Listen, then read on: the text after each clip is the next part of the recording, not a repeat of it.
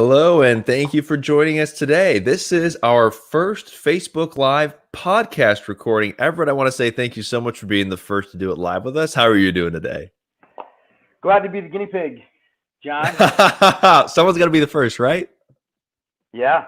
It keeps it fun for sure. So please tell us a little bit about your background. You and I have had a chance to connect some and talk a little bit, but please share some of the life story with everyone listening. Yeah. So my name's Everett. I'm actually I'm located in Rockwall, actually right same area that you're from, and in Texas. I'm not native to Texas. I'm a transplant or immigrant, if you will. Welcome to the club. I came from the wonderful state of New Jersey, where I spent most of my time up in the Northeast. I spent the last 12 years in the same industry, in the HVAC and home services industry, but really, the small business background goes, all the way back to my dad had a company coming up as a kid, and I remember being just a 14, 15-year-old kid, and people were like going out and having a good time and hanging out with their friends, and it was my dad, it was like, no, work first, man, get in the warehouse, ship this, that's accounts receivable, that's accounts payable, you're coming with me on sales calls, you're going to learn how to do collections now. Look at this spreadsheet, ever. Look at this accounts receivable right here. I can't believe it, and Yep. And so my dad, and he smoked like 2 packs a day. This guy, he was like your typical like business guy walking through the warehouse, ashes all over the place. But I watched him grow that business from nothing. Literally, he bought a vehicle, and he worked out of the garage of our house, and the dining room was the office. I'll never forget it. It was this tiny house at the time, and then he built it up. Maybe he had worked for another company, and then he watched that. He just unfortunately the company got sold. There were some changes, and he said, "Hey, I'm gonna do it." And so I think a lot of that entrepreneurial spirit that I've had, that's where it sort of comes from.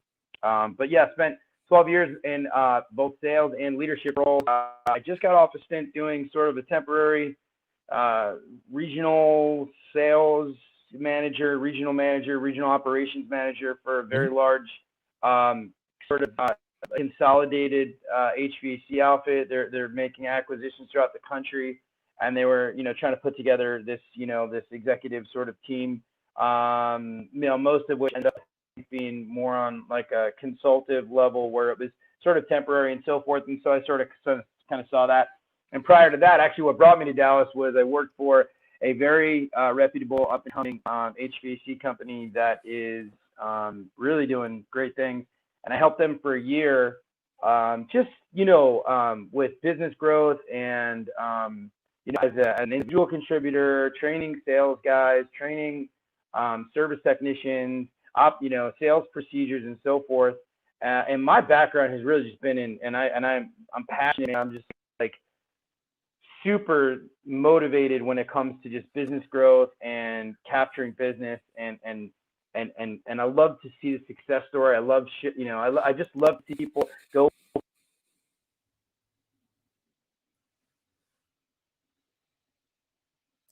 I lost your audio. Are you there? Did I lose you there?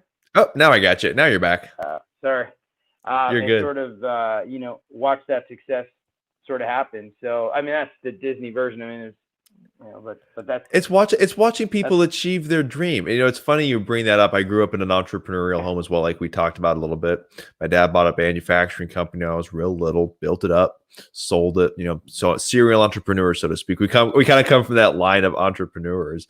But it's one of those things that kind of runs in the blood. But it's also one of those things where you can truly create something. You'll take tools and resources and parts of this, parts of that, in and of themselves are just one part, but then the entrepreneur can bring it together, put their hands in the mud, so to speak, and by the time it's all said and done, they've got this really grand thing built that helps so many people. Yes. So, and what's funny is it's so much easier, especially if you have good business acumen, and you have talents that organizations can use. it's so much easier just to say, hey, I'll go work for somebody else. But for, people like me and some of my friends, I mean, they think I'm just nuts, I'm just always going after it and trying so hard. And so ups, downs, and you go through, and I'm right now. It's interesting. Like we talk about, you like to talk about the success, but a lot of times the journey to get to there is so hairy, and you just don't ever know, where that path leads. And so you have great minds on here, man. I listen to some of these guys where they sort of keep you in that hallway. Like, hey, listen, this is the path. It's not going to look pretty, but like you make small steps and make sure you're checking, your projections and, your taxation and all the little things, add up to a lot of things. But so a lot of times people talk about leaders in organizations like, oh, geez, that guy, I can't how much he makes. And you're like, yeah, you want to have, it's so true. His responsibilities. Exactly. When people think of owning a business or success, they think of like that linear chart upwards. It's a smooth line all the way. It starts here, but it goes up there so smoothly. No, there's a lot of up and down roller coaster all over the place. It's well worth the journey, but it is definitely a journey that has its twists and turns left and right, up and down, all over the place. You bring up a really good point, because I think in today's, and this is something that's not political, it's just a societal thing, where I think we've come to a point a lot of the times when, especially like I have a teen, I have a daughter, believe it or not, in college, and sometimes when I hear her speak, and I hear some of the things that she says, there seems to be some sort of a disdain, some sort of a negative connotation around, people who are highly successful, and that somehow, some way, either it's not fair, or or they were handed this or they were handed that. And I think sometimes it gets lost in translation, the amount of work that is required to sustain, that success. It's so true. It's very much like an iceberg. When people only see the outward accomplishment, the award or the flexible schedule that they have now, things like that. But what they don't see is the years of work that went into it to make that a reality. One of the things that I was always told growing up, overnight success in business takes about 7 years. It takes time to get to that point. Very rarely do you see someone that puts a business together and it's just like explodes off day one. It's happened before, but that's not the norm. That's the anomaly. And I think you really bring up a good point there. When you're building a business, it doesn't just happen overnight. It's something that takes time. That's actually something I kind of wanted to ask you again, for everyone listening. What was your path to HVAC? What led you to that industry and to get your business going? It's so funny. I had been, after my dad unfortunately had gotten sick. Long story short, he ended up just sort of liquidating the business, which was inevitable. At the time, I was young. I really didn't really want to be doing it at the time. And actually, it's funny. One of my biggest hobbies. I've been a musician and a performer for over as long as I can remember. 25 years. I've been a guitarist, but I toured nationally in like some professional productions and whatnot. I performed in 40 different states in this country, and I've been in a lot of stages. And so you meet a lot of people, and you have some great experiences. And unfortunately, when you're in the entertainment industry, you never know where your next sort of paycheck is coming from. But I always thought that foundation, and then with my father's business, was always such a great combination to understanding people. And what people also know, if you're a professional within the entertainment industry, the amount of work that you have to do, it is not about standing in front of a camera. It is not about, you just picked up the guitar one day there is more dedication. You're talking thousands and thousands of hours, training. It's nonstop. And so that sort of discipline and and sort of dedication to something like that also creates sort of habits. So I got really lucky in there, I guess, where I had the ability to have, sort of this business background, this sort of like, entertainment background. And so it really kind of helped to sort of, go through a path. And so early on in my like sales and business career, I always knew I was going to get in business in some sort of way. I sort of found the service world, HVAC, by accident. I came from outside the industry. I was in the financial field for a little while. In the mortgage business, I did really well back in, before the big bust and all that kind of stuff. And then, a little stint in technology, and I realized I really didn't like that field too much. And then a buddy of mine, it was pretty crazy. He was like a general manager of like a car dealership. And he was like, "Hey man, I sold this car to this business owner. And he owns like a plumbing and heating and air conditioning outfit." And we were like, "Yeah, so?" And he was like, "I don't know, man. He really wants me to go work for him." And I'm like, "Well, you don't know anything about plumbing. You don't know anything about HVAC. You don't know nothing." And my buddy Ross, and so he was like, "No, they train you. He does training. It's this, it's that." And we're like, I had no idea. Well, come to find out, that year he went into it, and I mean, they did. I mean, it's amazing. So what people don't understand about the HVAC industry and about the home services industry and why there's so much private equity right now, I mean, there is like, it is insane coming into Sun Belt. Coming into Dallas, there are companies right now. I mean, I do some business consulting, sort of just advisory with some investment firms from time to time about, where they should put their investment, and just they sort of poke and prod about the HVAC industry and what are some of the things to look at, when you're looking for an acquisition and so forth. And so it's pretty amazing. And part of that is that probably when my buddy started, probably about 10, 15, maybe 20 years ago, people decided, HVAC guys, owners got smart, and they started saying, I can train a smart guy, somebody who's a good communicator, this business. I can train them how to fix something. I can train them on, furnaces, air conditioners, and it might take, it might be a little, bigger of a delta, but it is much easier to do that than it is to take a guy who's completely mechanically inclined, who can fix stuff, but is a terrible communicator.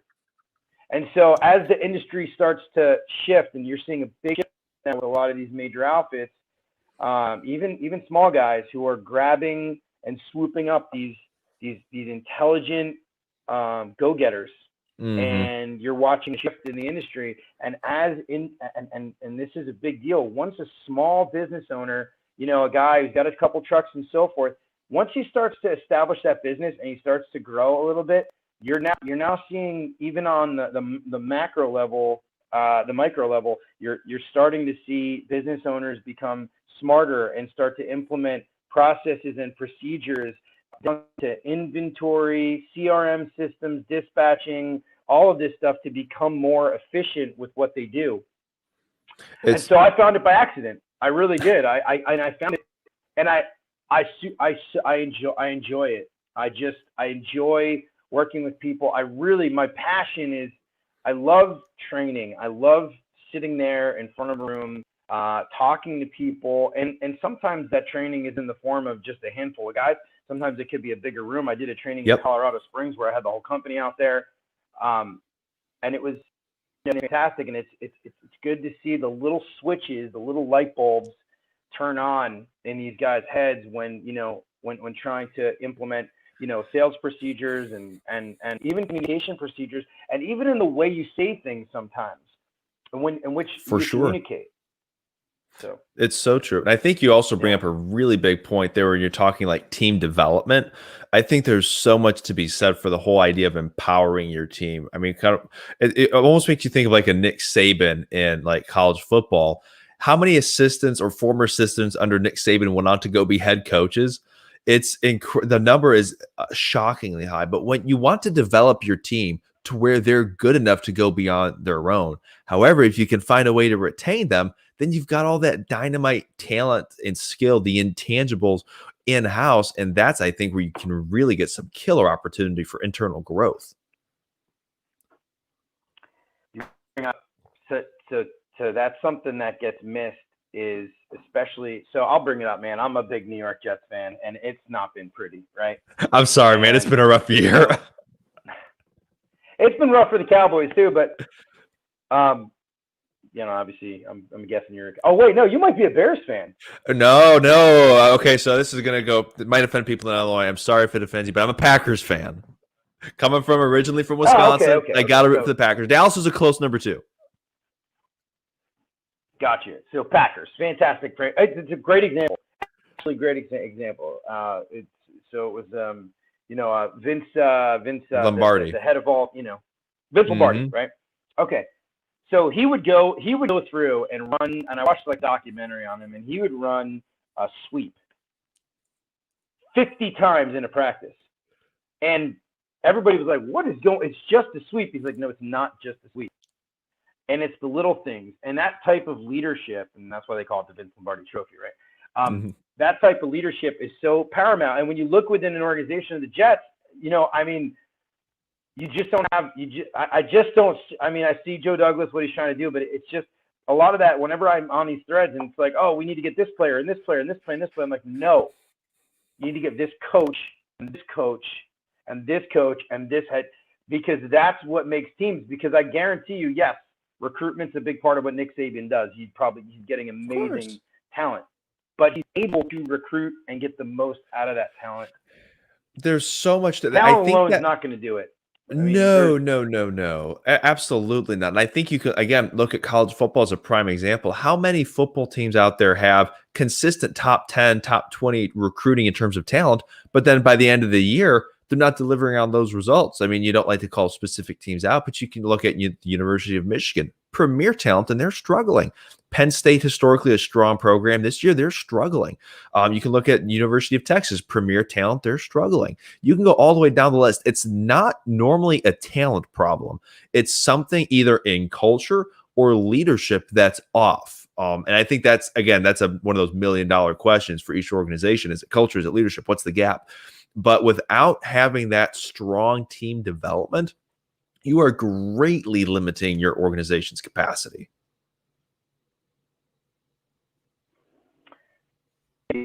And sometimes there's not enough emphasis put on that within sort of organizations. And so in the HVAC world, it's funny, man. I mean, you've got Dallas there's billions of dollars, that are being, invested, spent, bought on air conditioning is so important here, and heating too. I mean, it was 30 degrees, 35 degrees earlier on today. Yeah, just yesterday it was 25. Sure. Yeah. And so kind of like throughout the year, so that's what kind of brought me to my company, which is the AC Connection, which, spending, 10 years in the field, actually working with, like in sales and working with people who are the end users and the buyers in this situation. You always hear the same thing. The internet and the McGraw Council has been great in helping companies sort of realize and actualize. And it was interesting. The last podcast that you did, you were talking about how virtualize your stores. If somebody still has to go to the store, change it up, because it's too many clicks, you're going to lose business. Make it simple, right? And what I was thinking about, and because I'm a contrarian, what I was thinking about was, if I had a brick and mortar, like now I was thinking about, how do I capture the business that the online people are actually going to lose, where missing out on people like me, who I love to go into a store and physically, tangibly touch something, feel it, put it on. I cannot order. There are certain things I will never order online. I will not do it. And so I thought about certain things. Shoes, right? Like shoes. Like sometimes people tend to go to shoe stores. They want to look at the shoe. They want to feel the shoe. They want to put it on. Now, sometimes you like a pair of shoe and it fits you well, but other times I think that's one thing. Other things, like toy stores. I know it sounds weird, like you can look at toys, right? But the reason why I bring this up here, and it applies to my business too. The reason why I bring this up is because if you do have a brick and mortar store, I would say if you're going to try to draw traffic into your store, you now have to make that an experience. There has to be something that you're doing that sets you apart from somebody clicking, right? Because if I can go to the store and just click for it, I'll just click for it because I know exactly what product it is. But if I want you to come into the store because you're going to spend more money, I want to make an experience for you, right? It's why people go out to dinner. And so with my industry, it's you almost every single time people have tried to make it a digital sort of process. The problem is that when you're talking in many cases $5,000, $10,000, $15,000, $20,000 for a purchase, depending on what the level of has to happen, people are really less likely to click OK on a $10,000 purchase that doesn't include that's not a car, right? Exactly. So with that, service companies absolutely have to make their experience to the homeowner much better. And there are certain things that can be done, shoe covers, drop cloths during the work, telling them, hey, if this is not a great experience for you, please stop me at any point in time so that I can, I can either get somebody else out here or whatever the case may be, and making that buying experience great. And so one of the things that becomes difficult is there's so much data, so much information, Carrier, Lex, Train, Goodman, York, Rheem, Rudd, Bryant, Payne. There's so many brand names that you have out there for HVAC systems that it gets really confusing to an end user who's looking for a brand of HVAC system, and also which company they should be using. For sure. And I think you also bring up AC connection come. Go ahead. No, I was saying that's where the AC connection sort of came into place. It was unbiased information, and since somebody does really have to get to your house, you really can't have just a straight click through. You have to have somebody come out. So Angie's List, Home Advisor, all of the services, they're not actually going to your home. They're just giving you information and saying, good luck, here you go, get 7-8 quotes. And I've had people get 10 quotes. I've sat in front of a homeowner who got 10 quotes for a job. And the problem is it's so time consuming, and people feel the need, they feel the desire, they feel that's the decision that they should. Now, there's logic in there to make an educated decision. At an emergent situation, they're probably less likely to shop around a lot, but they're still, in most cases, going to get 2 to 3 estimates. This whole concept was, let's just make it simple. Here's option A, here's option B, here's option C. Pick from it. There's 3 different manufacturers, and you have an industry expert in there that's already taken the time to figure out what makes sense for, to you, to begin with. There's no cost to the homeowner, just like Expedia. There's no cost to the user, and obviously American Airlines is paying the small percentage, right? As is the same way with AC Connection. So that's sort of Interesting. I think you also bring up a really good point with 2 key things. Now, first and foremost, the experience of not only the purchase, but also the product/service rendering. If it's not something that's thoroughly enjoyable or incredibly easy, that's something that's probably not going to be repeated by the customer. And then also, when you're talking, the world of HVAC, I think you also brought up a really good point, because you actually dropped a comment in the Facebook Live that you had some interesting insights to share. And I want to hear you elaborate a little more on this from your perspective and what you're seeing. I don't have the data yet to solidify it. My gut instinct is kind of telling me, and I've talked to a few people, but again, I haven't put this on paper in terms of quantitative numbers and facts. But what I've noticed is that those high transactions, 5 to 10 grand, especially if it's something that's not a vehicle, something that's like HVAC, you need a little more personalization to it. That final purchase decision is going to really depend upon the personal interaction. That's something where someone, a homeowner or a renter, whatever it might be, is having someone come into their home. That's probably not going to be a fully digital experience. Number one, because the product and service isn't going to be rendered digitally. You can't digitally fix an AC unit or a heating system. You've got to be there on site. That part's not going away. And when you're talking at that level of dollars, that type of transaction, there's more to it than ease of purchase. Yes, it needs to be easy to purchase. Typically, that's where you've already talked about it. You met with them, you email them the quote or the invoice, they approve it, they put the down payment. It might be something like that. However, to your point, that large of a transaction, in all likelihood, isn't going to be completed without a level of personal interaction. What I've seen, that 5 to 10, 15 grand range, that's the size of ticket that the transaction needs to be to really justify that in-person connection. I think that really is what you're talking about when you're talking, HV, making the sale, scaling the business. At that size of a transaction, yeah, you're going to have to earn some significant trust because that's no small dollar amount. So I'm not sure the exact number, but there's studies done on transactions that occur when a rep is face-to-face versus when there's no interaction. Now, on a basis of detergent or socks, right? It's click all day. When it comes to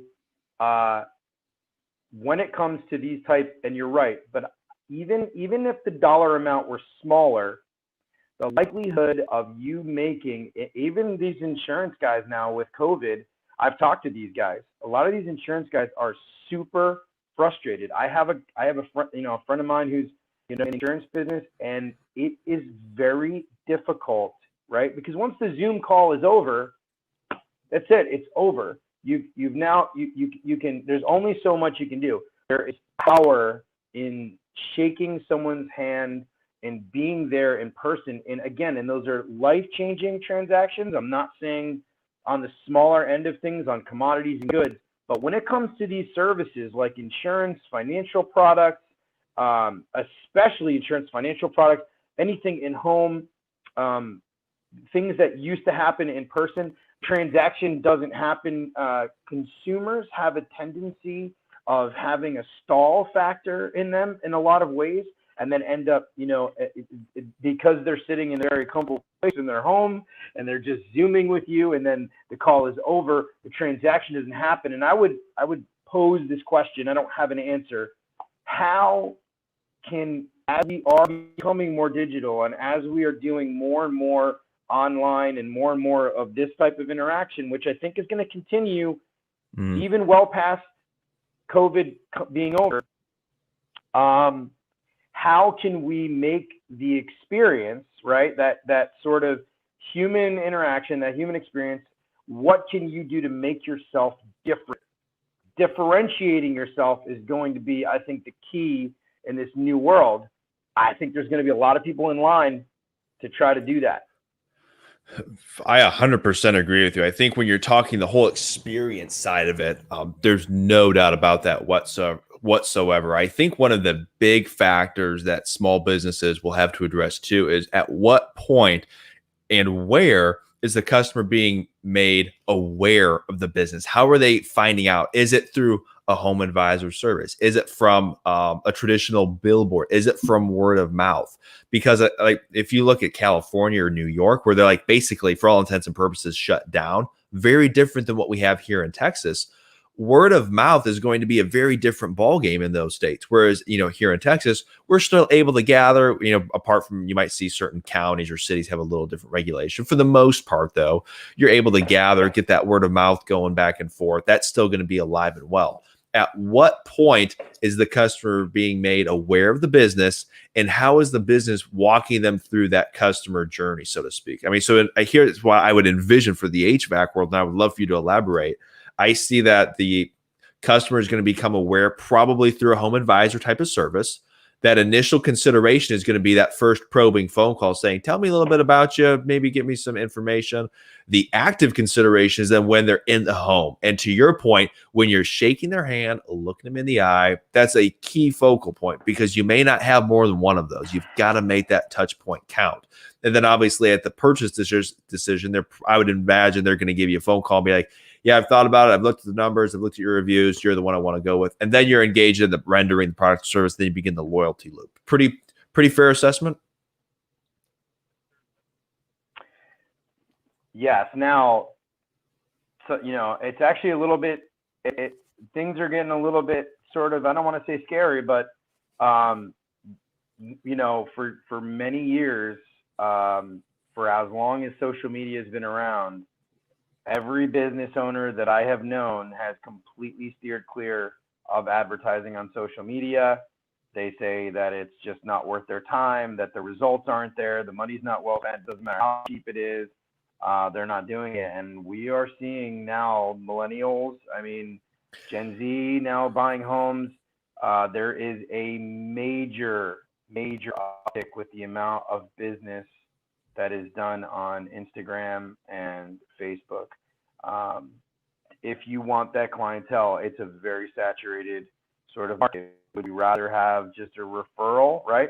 But even social media in these moms groups, and like in Rockwall, we have Rockwallian, we have, Rockwall Our Town, and right.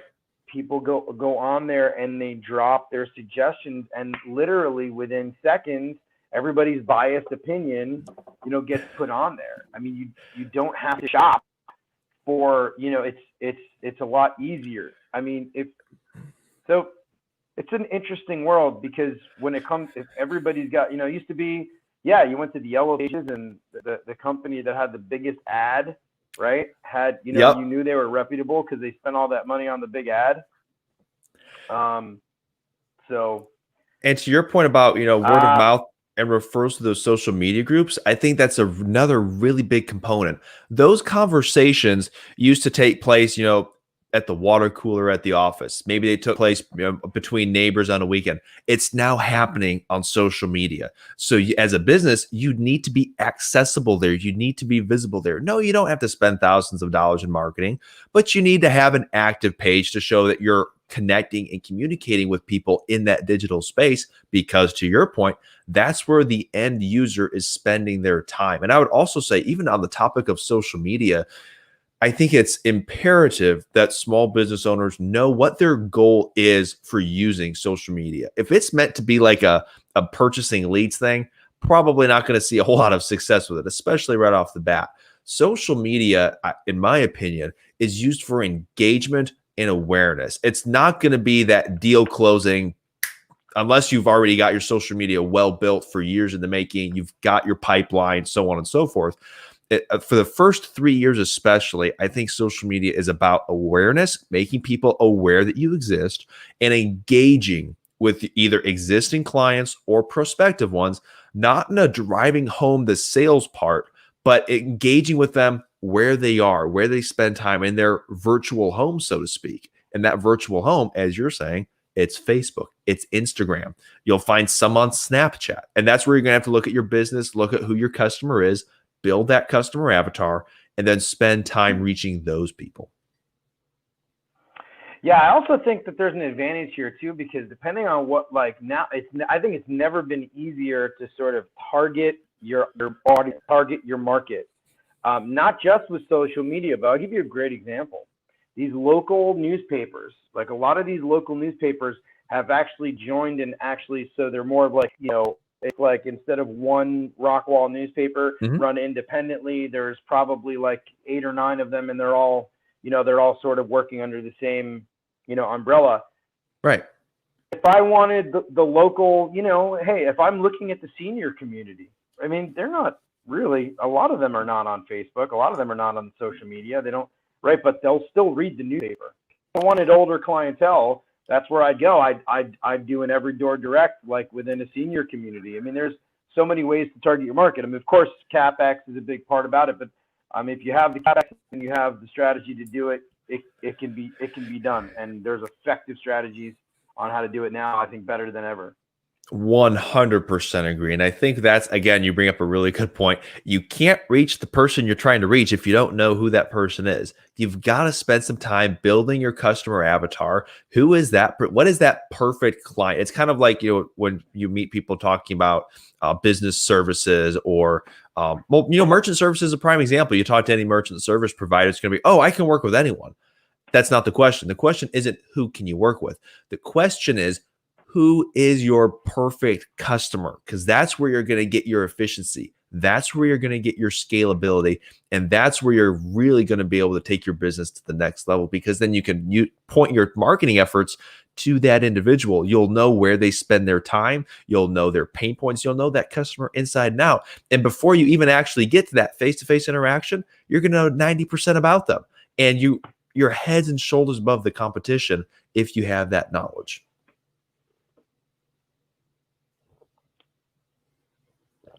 Yeah, those are great points. I'm not sure if I can go back and look at when I first started in the industry, and I remember that the company that I worked for, which is now a $65 million company, okay, they were much smaller at the time. They actually got acquired by a large group called ARS, American Residential Services Group, Rescue Rooter. Big reputable company. They're based out of Memphis. I mean, you should see who sits on their board. I mean, there's heads of TXU in there. But these guys are very smart, and they have about 70 companies or so that they've acquired from across the country. And when I first started there, it was an independently run company. That's fine, but they were still doing a good amount of business. They sort of changed their sales process, changed their service process, and there were some bumps in the road. But here's the important thing. At the time when they started, I'll never forget, I got a text from a customer saying, I read there were two reviews online. Now, we're talking, this is 12 years ago, 12 years ago. There were 2 reviews online. That company now has, I think, somewhere in the 6,000 review range. Think about that period of time, just a decade, just 10 years. And I remember even going and looking back even a few years ago and saying, wow, look, and it was, hey, do you think these people are really going to be reading these reviews, or do you think they're going to be going to the Better Business Bureau? Hey, I called the Better Business Bureau, and I know that it's almost like, and I hate to say it, but the Better Business Bureau is I don't know, man. I think it may be important, but it might be old hat. I don't know. I don't want to offend anybody, but it's not as important as it was. It used to be everything. We Exactly. are in the BBB, right? And I think that's the point that you're really driving home. All of the interaction, all of the verification, that customer double checking process, that's all online. You cannot afford to not have a Facebook page. You cannot afford to not have a website. You cannot afford to not have an Instagram. That's where people are spending their time. It was interesting. One of our board of advisors, we were talking about social media, and I was like, "Yeah, our demographic, they're just not on social. They're just not on Instagram." And he was like, "Well, what about the people that grow into your demographic?" And I'm like, "Okay, you got me. I should be on this." So yeah, it's not necessarily that we're using Instagram for now. It's setting it up for the future. So when people look it up, it's like, "Oh, they've had social media account for XYZ. Oh, they must be legit." As part of that whole verification process, the easier you are to find, the more accessible you are, the more credible you appear, the more credible you become. And that's when you can increase that closure rate.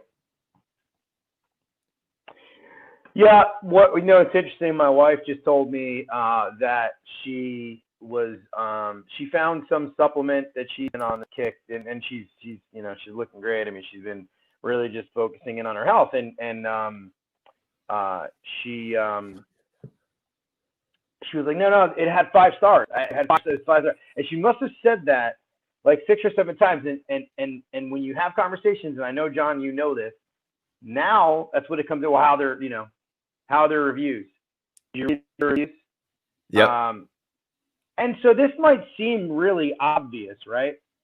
It might seem to us like, hey, this is so simple. It's so obvious. Like, just get your review better. But I don't think people realize to what level this affects the amount of calls that you're going to get. How about this?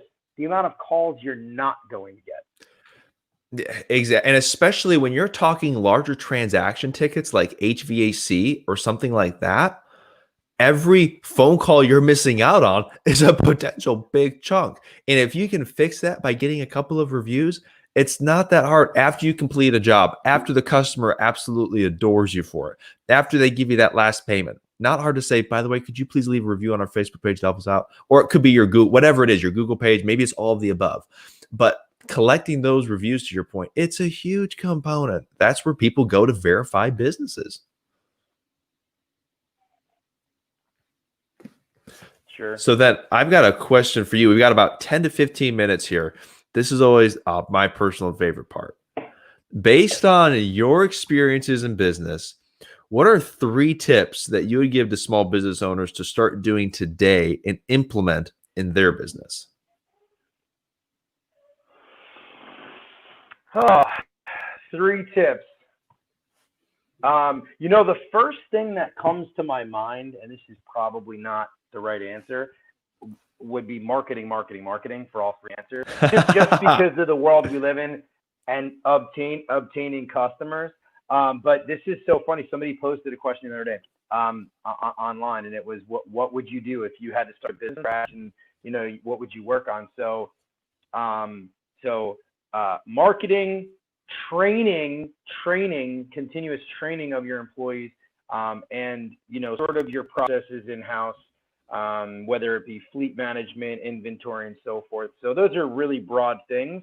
But those, I'd say, right, like your marketing wing, which might include your SEO, might include your website, it might include all this other peripheral stuff, right? Your marketing, your fleet management, your inventory management, making sure that your numbers are right on that, and definitely training your employees, training how to speak properly with customers. Everybody has to interact, and I think that if you take care of those 3 things, they're probably the most important 3 things.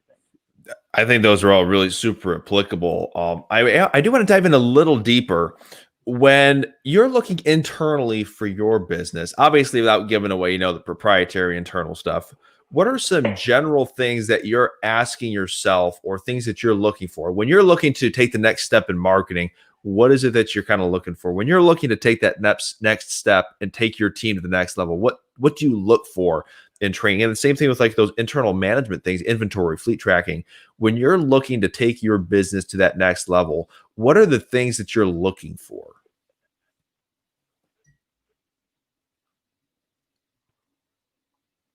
Can you hear me? I can. Can you hear me? Oh, it sounded like you phased out for a second. So are you talking about sort of like what am I looking for as results, or what are like some of the indicators that I'm looking for? Like some of the indicators. So for example, when you're looking at a marketing plan, you say, all right, it's time for me to update my marketing.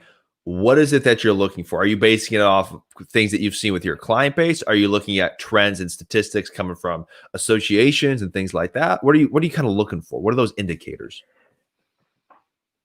There are, and I hate to say it, but there's so many companies before that have come that have tried different things for customer acquisition. And so in that respect, you almost don't have to reinvent the wheel. You can tweak some very sound marketing devices, right? Now the question is, remember, separating yourself, and then how are you different? And so I look at it and say, if somebody were reading this, what would make me different than everything else in here? I can flip through Valpak, or I can flip through every internet search engine, and I will come up with, in my business, I will come up with basically the same 3 or 4 or 5 different things. Some of them are going to work, some are not going to work. But if I wanted to really grab somebody's attention, what am I going to do? How is my ad? How's my Facebook ad, my Instagram ad? How's my look? How is it going to be different and a differentiator in order for me then to, and now, once, now you're talking about indicators. Now, once we've obtained that customer, once that customer comes through the door, how can I maximize that customer and give them that ultimate experience so that at the end of the day, a transaction is made to bring them through. And then that's just a repeatable flywheel, right? It just keeps them going and keeps it going. So those are the things that I look for: differentiating, maximizing, making sure that you're maximizing tickets. I will tell you something else that I look for in my interaction and anybody that trains interaction is there are no shortcuts. So being thorough with your evaluations, being thorough with your customers, not skipping steps along the way, because those customers are expensive to acquire. They're not easy to acquire. It takes a lot of work to acquire customers. So once you have them, making sure that you are completely thorough throughout that, that call, throughout that interaction.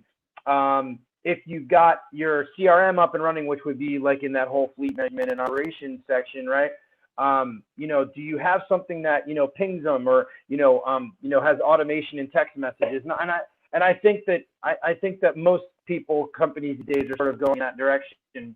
But so those are the indicators that I would look at, and then the brain doesn't shut down. And so one thing that's really crazy is that I'll not stop thinking about that particular ad that I'm thinking of for, it'll go by in a week. So people are like, what are you doing? And, what's wrong? What's going on in your mind? I'm like, I'm just thinking.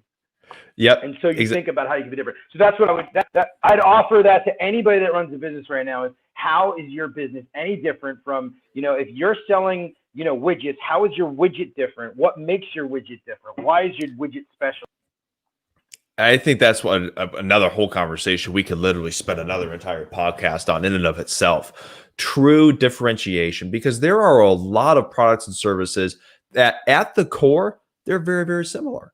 However, there are things you can do. And to your point, sometimes it's not recreating the wheel. Sometimes it's just a little tweak here and there, but add a differentiating factor so that you can hang your hat on and say, yeah, no one else is doing this, or no one else did this to their product, or whatever it might be. It doesn't have to be something from the moon. It can be something relatively small, but it needs to be different than the competition. If it's not different than the competition, then you're getting into a price war. And that's the last place that business owners want to be. Yeah.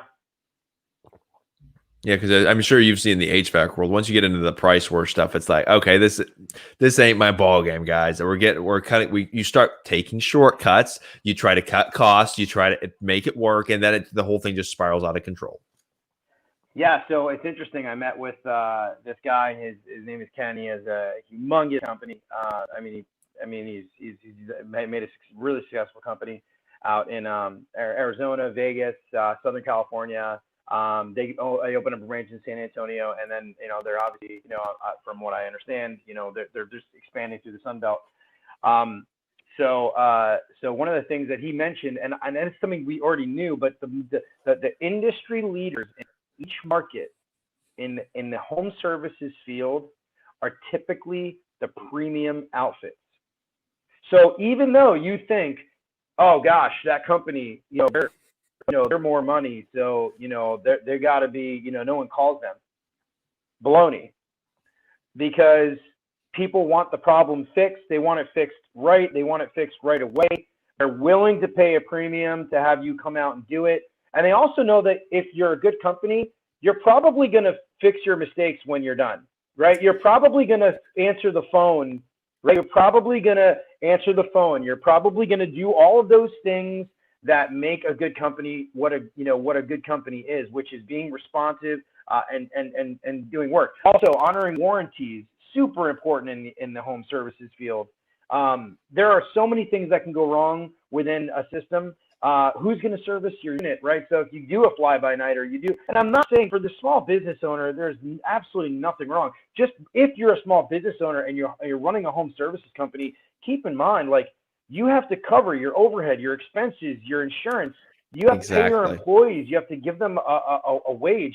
You have to be able to know where you're going to price accordingly, and still you can still remain competitive, but you're going to have to do a better job of building value in what you do, as opposed to just going in and spitting in a price. It's much more about the quality of the work that is done, whether it's in home services, even whether it's a commodity. If someone's manufacturing a shoe and the shoes, it's on sale, get it for $5. Well, yeah, if it lasts for one workout, it's not exactly a pair of shoes that I'm going to be buying. To get the quality down, get it to where you're performing the work really, really, really well. And then people will pay a premium for that. But you've got to take the internal view and make sure it's all lined up properly so that it is, in fact, at that level of quality. And then the premium pricing is justified. Sure. That also gives you leverage too when, things slow down, that you can run incentives and, run sort of, hey, we can do an off-season special. That's smart business. That's why there's a clearance rack at Macy's. Like, there's a reason why things go on sale. Mm-hmm. And so I think it's important to understand that. But when you set your pricing properly, then, when things do get slow, you're not like, right? You've got some cash reserves, and maybe you can say, hey, we're willing to take this job for a little less money. It keeps the guys working and so forth and so on. There's a lot of strategy in there. You could spend a whole week on. True. But again, it's an important one that needs to be said and noted for sure, especially for those businesses that are in that home service market. We're out of time here today, Everett. But hey, thank you so much for joining us. Thanks for sharing the life story, the experiences, and those tips. Know your marketing, get training down pat, look at your internal management, make sure they're all lined up properly. And then the bottom line, identify what makes each business or product different. All super applicable.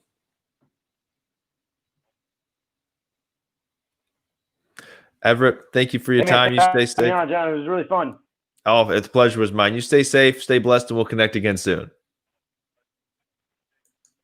Take care. Bye-bye. Stay blessed. God bless, man.